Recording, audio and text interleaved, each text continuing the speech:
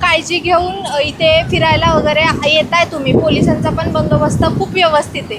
पण तरुण पिढी म्हणल्यावर इन्स्टाला रील्स काढायचं, हे सोशल मीडियावर त्याचा अपलोड करायचे, तुम्हाला लाईक्स येणार थोडे, पण तुमचा जीव कायमसाठी जातोय हे तुमच्या लक्षात येत नाही. तरी तुम्ही येताय फिरायला या, पण सगळ्यांनी काळजी घेऊन फिरा, व्यवस्थित काळजी घेऊन फिरा. गुगलवरून सर्च करून कुंडमाळा पाहण्यासाठी आलोय. खूप छान वातावरण आहे, पण तेवढंच धोकादायक आहे.